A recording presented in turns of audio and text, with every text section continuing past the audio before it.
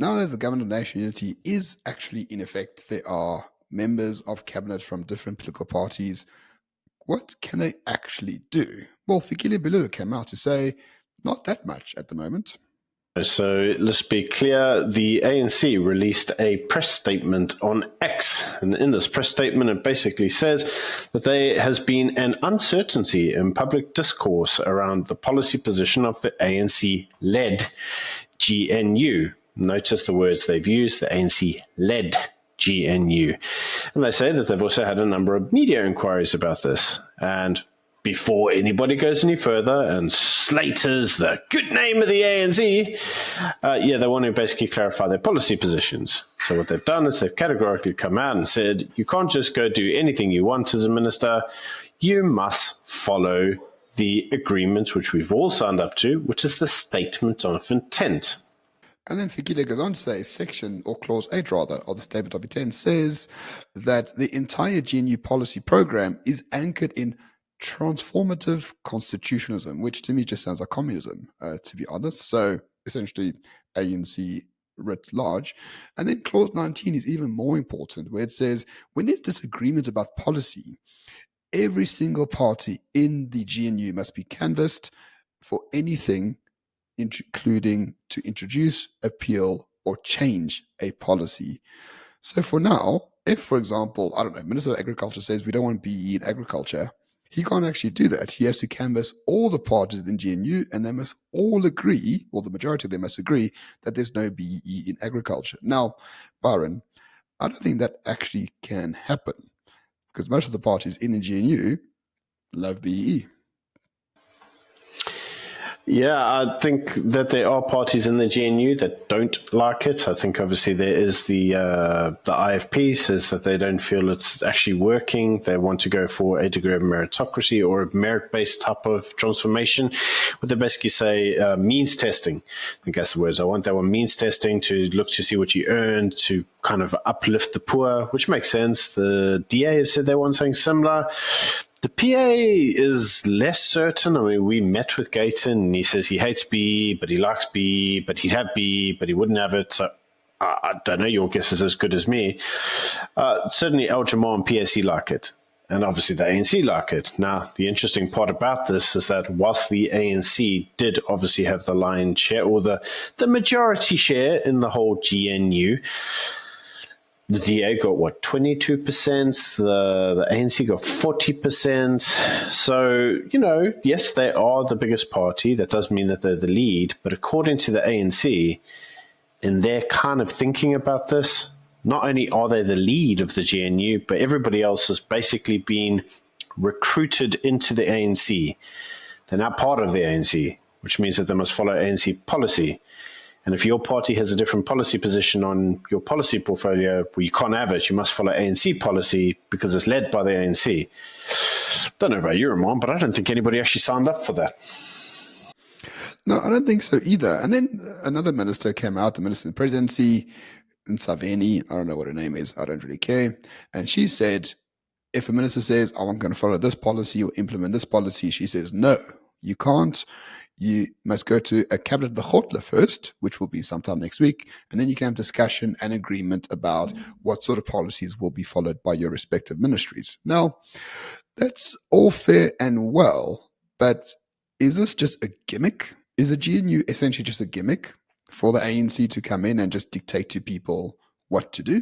Or will we actually get some substantial change? It's starting to feel a little bit tricky to say which way it will go.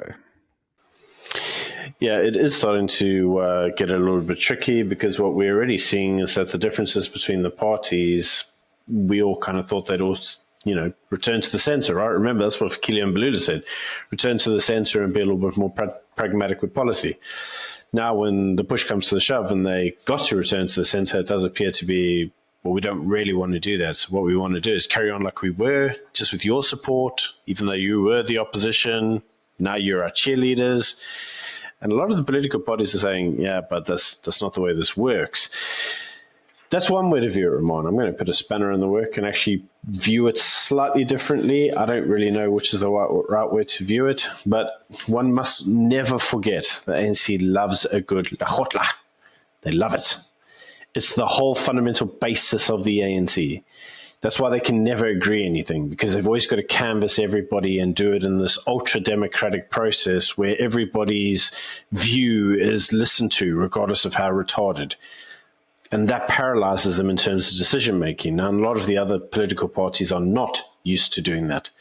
I think this is also an exercise in learning how the ANC has done things traditionally and kind of trying to navigate through the ANC's internal mechanisms.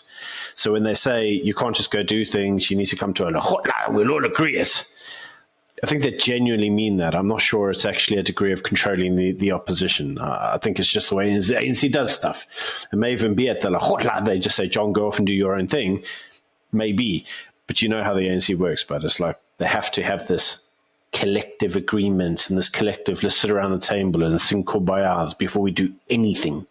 Yeah, maybe you are correct. I mean, maybe they're just trying to make the GNU, again, part of the ANC that focuses so much on this democratic centralism. We have to have a meeting first, and everybody needs to be heard first before we actually just do the right thing. I mean, no other institution in the world that is successful works on this principle, but hey, that's the ANC for you. But based on this democratic centralism, we need to talk about Gauteng very quickly, because Panyaza Lesufi, the mafia godfather of Gauteng, put together a minority government, whatever, MEC. And these are people from IFP, from RISE, from Zanzi. We need new leaders, so we'll join the DA. We'll join the ANC. Very, very good. And interestingly, he didn't have MK or EFF in that regard. This has been, 3 weeks in the making? And it was back and forth. And now the DA is in the opposition benches in Gauteng, which goes against the GNU statement of intent signed by everyone originally. So yet another span in the works where we don't actually know what the certainty is around these agreements anymore. No, we don't. And if you actually looked at the whole rationale for the reason that an agreement couldn't be reached, so there was a requirement to form the government of Gauteng rather quick, because it was now the last section of anything to happen. And what they did do is they did still go with the parties who were subject or party of the GNU. That's why you didn't see MK or the EFF. But the DA said that they felt that the ANC, specifically in that region, were not negotiating in good faith. And to be honest, Ramon, they just ran out of time. So I have seen articles today where Panyaza Lesufi is still saying he is still open to negotiate a rejigged cabinet, if you will, for that area, and possibly pull the DA back in.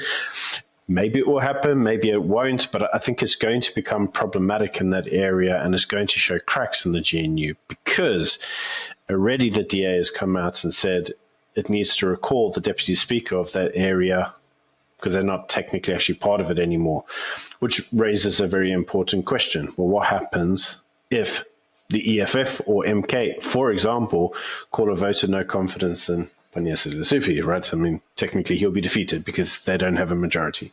And the DA is going to take what position? Are they going to remain static or silent or what? It's now causing an issue. And if you look over the fundamental reason why this issue occurred, well, in typical fashion, it's all over positions, isn't it? It's the ANC acknowledges that it's been defeated, but doesn't really want to be defeated. It wants to share power, but it doesn't want to share power. This schizophrenia of the ANC has been going on now since the elections, and it's more predominant in your area, unfortunately, than anywhere else. Yeah, it's predominant in the areas where the ANC doesn't have a majority. That is why Gauteng is the last area that actually has a government. Eastern Cape formed the government like in 10 hours, and so did Northern Cape. So did KZN, funny enough, did it very quickly as well, because the ANC got 11%. So when the ANC is in that weird 30 to 45%, that's where all the issues arise, which is a bit unfortunate. But, I mean, this is the state of the GNU at the moment. Now that the cabinet ministers have been sworn in, they need to get their staff together. They need to actually do the work.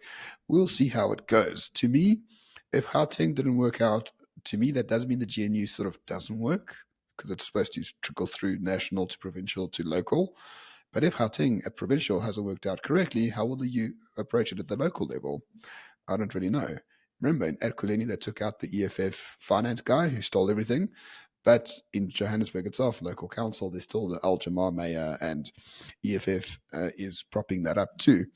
Everything's a bit messy at the moment, and we expect it to be messy for quite a while. This is not a dig at the GNU. It's just growing pains, essentially.